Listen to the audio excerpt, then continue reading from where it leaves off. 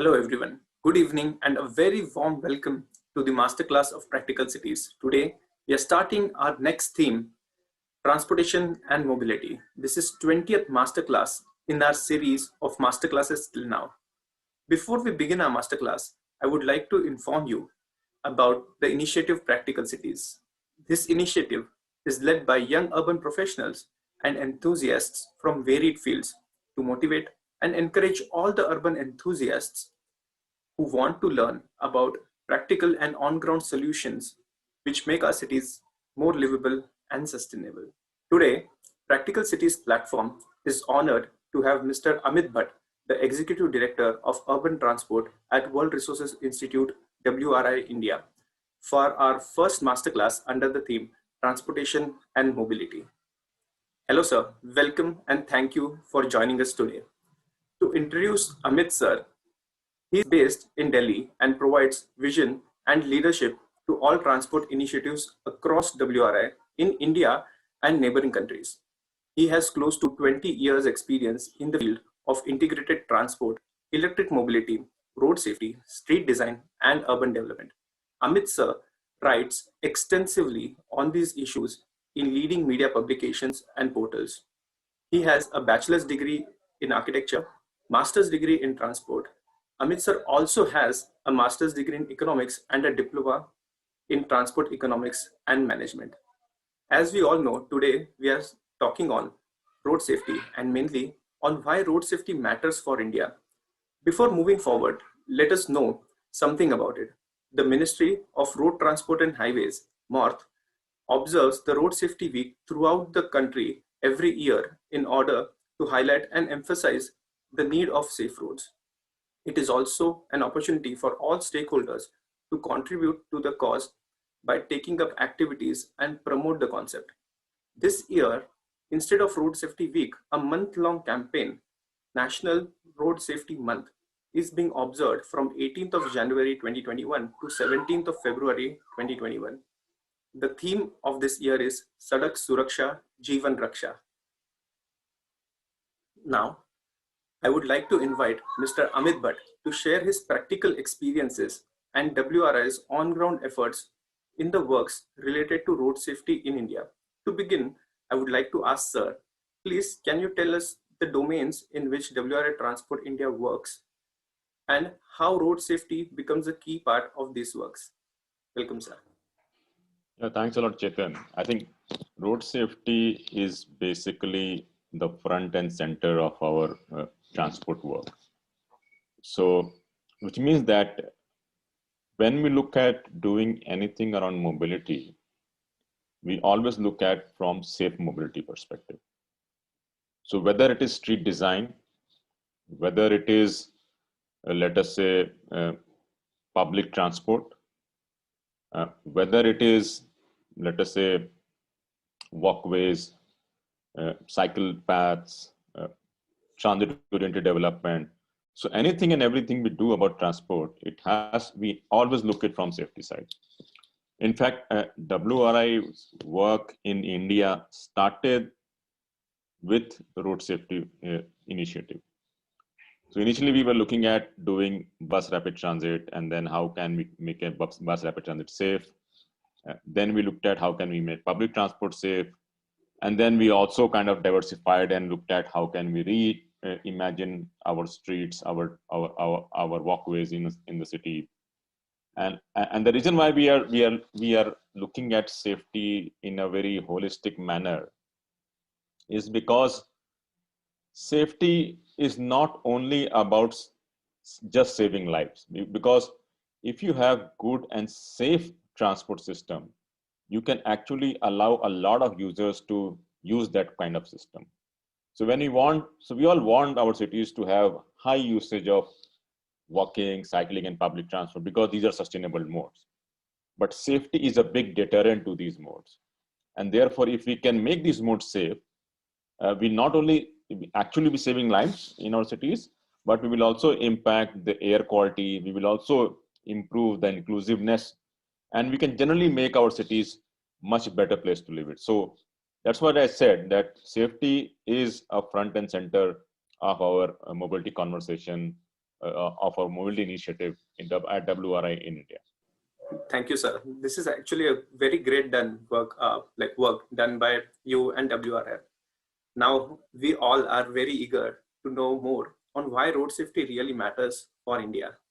Thanks a lot. So I will share my screen. A lot of us don't think road safety is that important. In fact, if you talk to many people, they think road safety, or let us say dying in a road traffic crash or getting injured in a road traffic crash is your karma, you know. It's your sins probably from the past life is what it is resulting into it. But that's not the case, because road safety is a science, and it's a science which has been misunderstood. It has not been it has not received the due consideration that it should. And the result is what we see on our streets and our cities and in our towns and in our villages. Now, so this is a graph which looks at how we as a country are performing in terms of road safety. So while the data is about 2017, but even the current data says that we are killing about 1.5 lakh people or 150,000 people every year due to road traffic crash. And I will not use the word accident that we majority of the time use, because these are not accidents. Because accident means something which is beyond your control, something which is unavoidable, something like an act of God. But these are incidents. Each of these incidents are preventable, provided we do the right thing. So our numbers are in fact going up. In fact, when I started my career after doing my post-graduation, and then I got a chance to work on national road safety policy at that time. At that time, we were killing about 75,000 people every year. And about 19 years later, the number has almost doubled to 150,000. Therefore, this is a very, very, very serious issue that we have to understand. So that was point number one. But point number two is that if you look at globally, right? Globally, we are looking at the world loses about 1.35 million people every year. Now, the 1.35 million may not resonate that well, but that is an equivalent of about 1465 jumbo jets crashing, or 352 Titanic sinking, or 16 Maracana stadiums collapsing. Now, we remember some of these aircraft crashes, what they did to international security. We still hear about tales of Titanic and the way it sank. But please remember that these incidents are happening virtually every day. And somehow we think that this is given. But what's even more interesting is the fact that almost 30% of people who get involved in road traffic crashes are permanently disabled. So even let's say someone survives a crash, then he or she is permanently disabled, which means, and out of 14% of these people could never return to work. And in fact, in India, and like many other countries, victims actually lose almost half of their annual income on medical care. So this is a global epidemic. It impacts more middle to poor income countries like in India. And there is deaths and fatalities, but there are also serious injuries, and people go into a kind of poverty cycle because of this. What is even more striking is that if you look at the data, then you will find that of all the top 10 causes of young people, and which is between 15 and 29 years, road safety stands at number 1. This basically means that our youth is more impacted by road safety than any other, let us say, disease or unnatural death causes. And therefore, the future of tomorrow, the bread earners of the family are the ones who are impacted most by road traffic death. What is also important, and this is something which we typically don't hear that much, is that people who survive these crashes, a lot of them have lifelong impact of these crashes.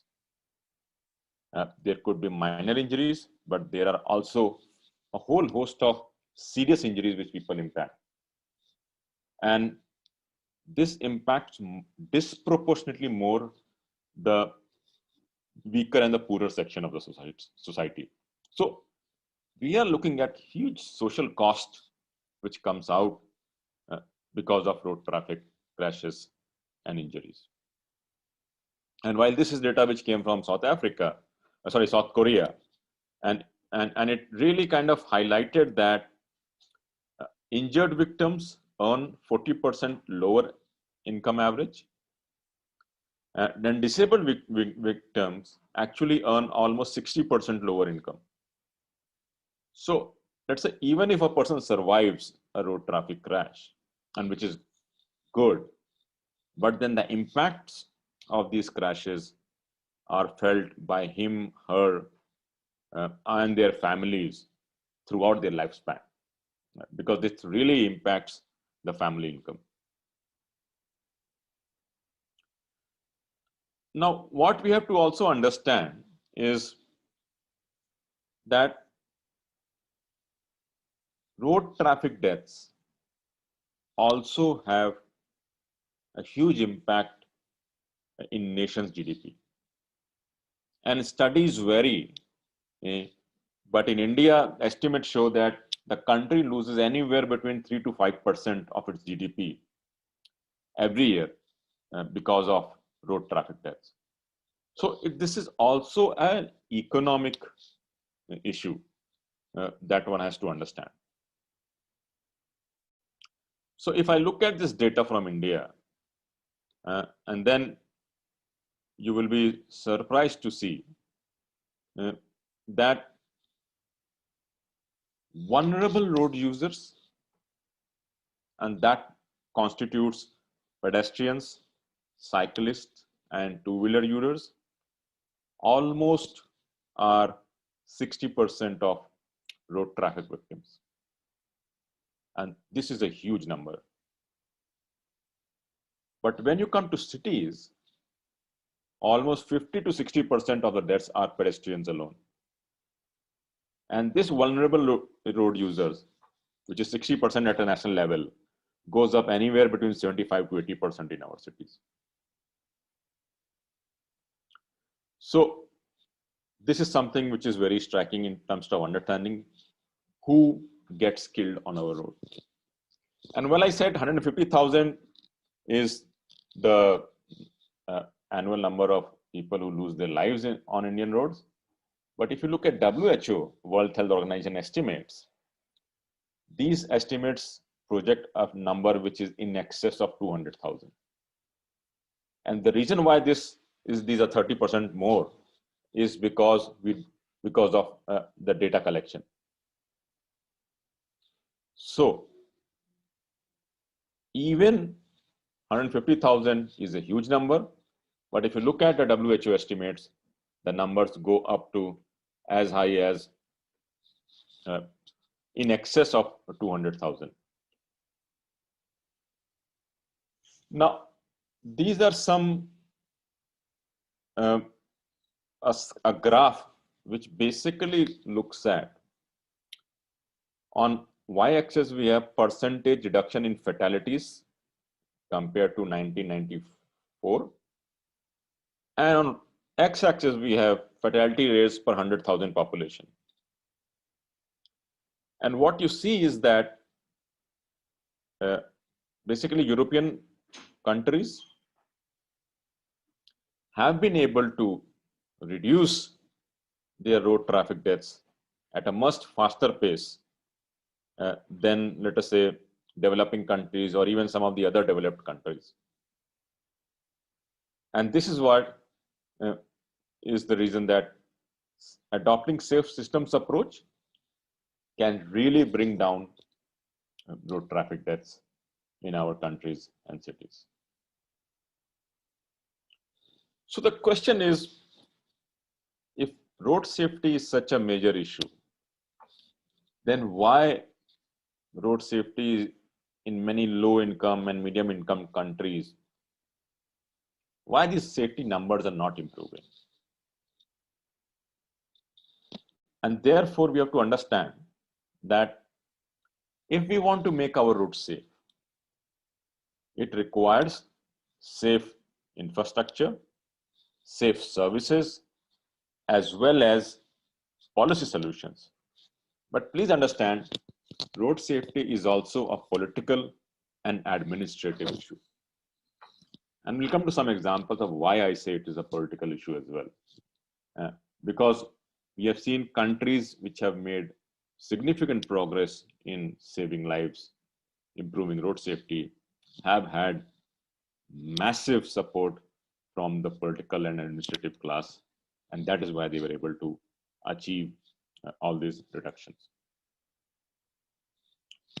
So, to me, there are 4 challenges of road safety. First is expectation.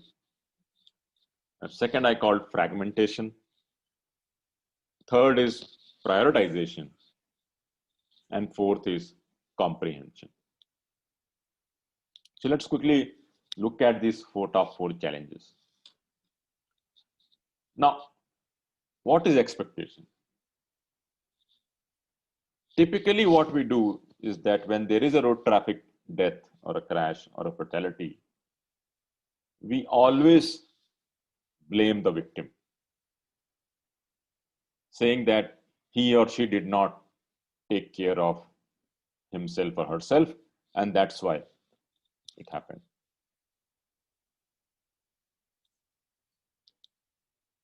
But what we don't do is that we don't account these crashes for poor planning and then poor design, but then, or let's say poor management, but blame the victims or road traffic users themselves. Fragmentation is that who is responsible for road safety? And most times we hear police or health community. But road safety involves multiple agencies and multiple stakeholders, right from people who are planning the roads to people who are designing the roads, who are constructing the roads, people who are managing the road, people who are creating these vehicles which run on the road, people who are licensing the drivers of these vehicles. So there are multiple agencies which are involved. And if one agency does not perform its job, it will impact safety. And therefore, there is so much fragmentation on ground that we still don't know who is responsible for road safety. So if road safety has to be a responsibility, then we have to bring all these bodies together in a coordinated manner. And then the safety will improve. But in the current scheme of things, these are not coordinated at all. So that's why this fragmentation is there on ground. Third is prioritization. Now, this is typically you will see in many Indian cities. You will have roads, but you will not have spaces for people to walk, spaces for people to cross. And many times when these attempts are made to provide crossing facilities, there is always a pushback, but it will slow down the traffic. Now, what is more important? Couple of minutes of delay or saving lives of people. And we have seen that many times when administration or political leaders have gone ahead and tried to make road safety important, it's not rewarding.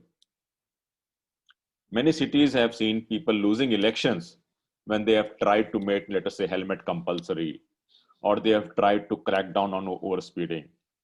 And these officers have been transferred, or these political figures have lost elections. So road safety, unfortunately, is still not a priority for our political as well as administrative class. And the last point is about comprehension. For example, safety is the biggest deterrent to road safety. But we take it as a given that our cities can have fast moving vehicles without comprehending that the basic human nature is something which makes us very vulnerable to understanding speed. We can't, it's not our natural reflex to understand what is the speed of a motor vehicle. And therefore, these kinds of things don't really fit into our policy discourse. While on one side, we continue making fast roads, high-speed corridor through the city without realizing that these interventions will jeopardize safety of human beings. So comprehension is the fourth biggest problem that we see with regards to road safety. So the question is, what do we do? I think there are 6 key items that one has to look at. 1, make sure road safety is an action which involves multiple stakeholders together. Second, if people don't care about safety, then link road safety with issues that resonate with people. Third, seek opportunities at all levels of government. Local level, state level, national level, all of us have to come together. Take advantage of wider institutional and governance reform. Sequence your actions. Make a start. Don't wait for the perfect data, because the perfect data probably will never exist. So whatever data is there, use that data, improve upon that data, and make a start. So how do we go about doing this start? I think, and this is very important given the current discussion, current ongoing road safety week or road safety month we are observing, is that we have to shift from traditional approach of road safety to a safe systems approach. A traditional approach always puts blame on the users for their safety, like bad drivers, reckless cyclists, distracted pedestrians, and tries to educate them. And we know this educating the user business does not work. So what has worked?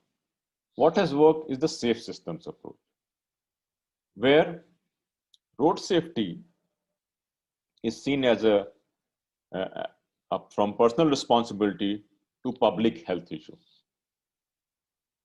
It understands that behavior is an outcome of multiple factors. And then it started from Netherlands and Sweden, and now it is grown massively across the world. So if I have to summarize the difference between safe systems and traditional approach. So traditional approach looks at reducing accident risk, whereas the safe systems of Vision Zero approach looks at reducing fatalities and serious injuries. In the traditional approach, the cause of problem is human being, but in a Vision Zero approach, it is given that human beings will make mistakes. Human beings are also fragile. So how do we save them from these mistakes? Responsibility in traditional approach is with the user, but in safe systems approach, the responsibility is of systems designer. Traditionally approach thinks that people don't want safety, but safe systems approach says people want safety. In traditional approach, there is always an optimum level of fatalities and injuries, whereas safe systems approach always looks at zero traffic deaths and serious injuries. And this is the graph which I'm showing about from Sweden, is that the yellow line is the number of deaths and the blue line is the increase in traffic volume. So even with increasing traffic volume, they've been able to reduce down their deaths before and after the Vision Zero came into existence. Now we see many more cities around the world are embracing the Vision Zero concept. In fact, in Haryana became the first state in India to embrace the Vision Zero philosophy with very great results on the ground in terms of reduction in road traffic deaths. So the core principles of Vision Zero is humans will make error, humans are vulnerable to injuries, our responsibility is shared, no death or serious injury acceptable, and road safety has to be proactive rather than reactive. So these are the 5 basic philosophies or principles of safe systems approach. And it started from Sweden, Netherlands, and now it has embraced multiple countries and cities across the world, and it is making some serious change on the ground. Now, this is something which I wanted to show you, is that we think that safety is not having a very direct impact on speed. Now, if a car hits a pedestrian at 30 kilometers per hour, it is like jumping from a one-storied building. This means that you will be injured, but you will not die. But if the same car hits at 50 kilometers per hour, it is like falling from a 3-storied building. The chance, and this 50 kilometers per hour is actually legal limits in our cities. And that's like jumping from 3-storied building. Chances of death are more than 90%. So, and in our cities have so many pedestrians and other road users. Why do we continue increasing speed? Similarly, we have to understand that pedestrian is also a mode of transport, but it's a mode of transport which is very vulnerable to injury. So we have to create safe infrastructure for pedestrians to walk and cross.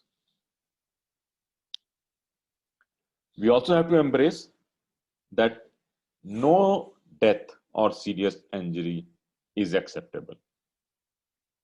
While Yes, Sweden and other countries have still not been able to achieve the zero traffic death number, but this means that they are striving towards that number, and we also have to strive towards that number, that we don't accept any traffic death in our cities and in our towns, in the country as a whole.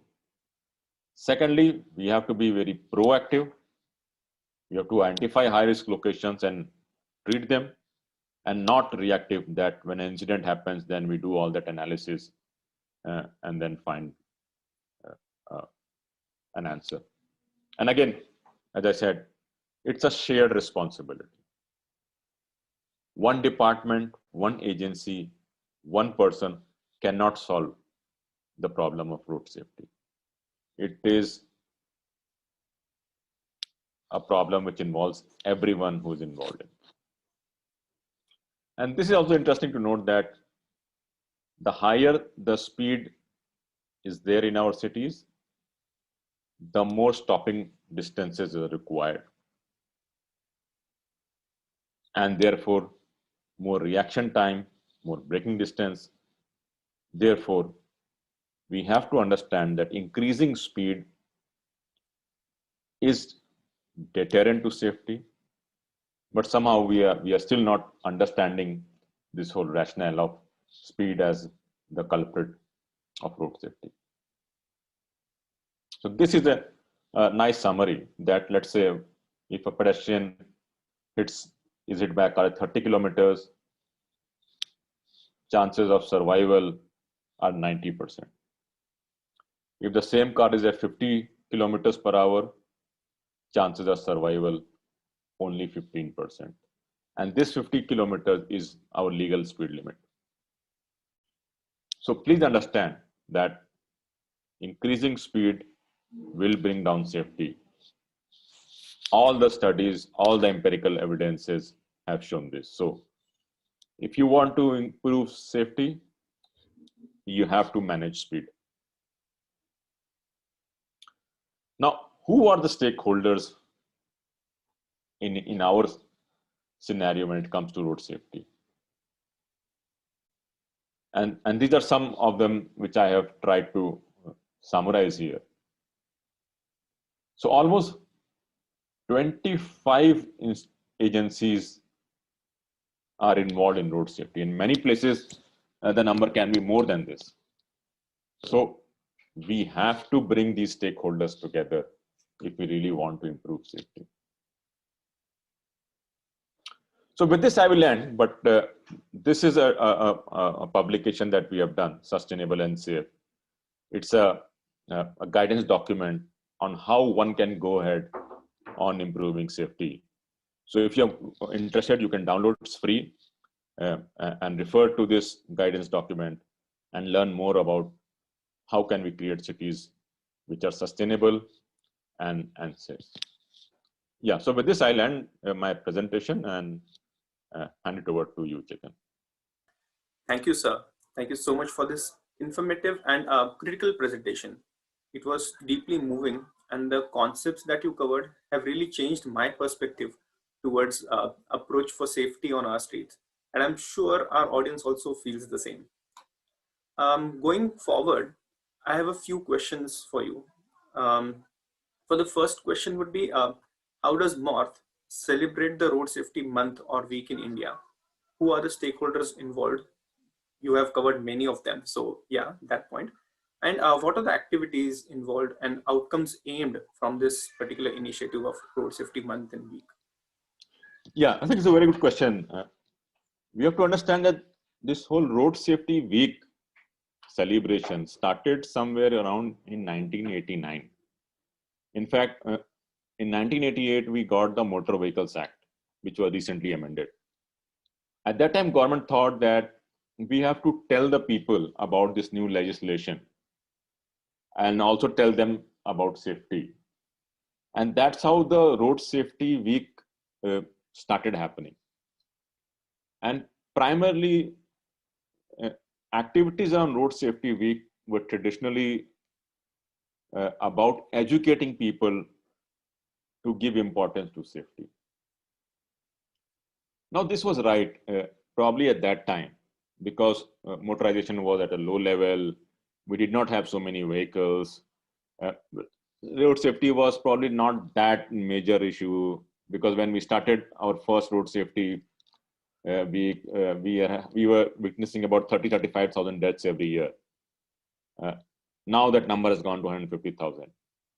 So traditionally, it was all about educating the importance of safety, which was good at that time. But I think now this has to be slightly more, because only educating people about safety will not save lives. We have to talk about infrastructure design. We have to talk about enforcement. We have to talk about multiple things together. And that is a system which needs to change, and which is now happening. But again, how we started and how we should move forward, I think we have to relook at the way we kind of celebrate Road Safety Week or Road Safety Month as we speak. Right. So after knowing like even this question particularly, so there's a question that rises, like, are there any formal learning courseworks or education that is provided which covers the points that you have covered and we have learned today, or awareness programs, even educating the stakeholders like government officials, engineers, and do any organizations take this up as a role? Yeah. Yeah, so I think right when people do their bachelor's and master's, they are exposed to maybe a semester or less than that of safety. So when you're doing master's in MTech or a master's in transport planning, you will know. When you're doing bachelor's in architecture, civil engineering, probably something will be taught to you. But that's not very comprehensive approach. So if someone wants to pursue a career in, let us say, road safety, we do have some training courses, especially on road safety audits, which are done by some of the NITs, the Central Road Research Institute, IITs also do this. But again, these are very limited. What is also slightly not that mainstream is a lot of these courses do derive their philosophy from traditional approach of road safety. But the safe systems approach, the Vision Zero approach, that level of, let us say, a formal training program are very limited in nature. So that's the big challenge.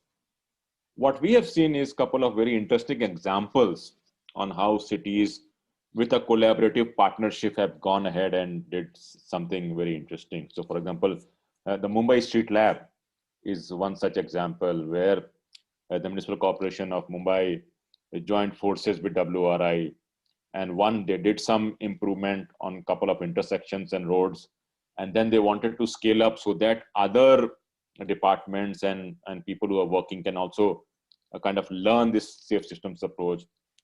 And so they created this Mumbai Street Lab, MSL as we call. And we have seen that many agencies, even including private consultants, have also benefited from it.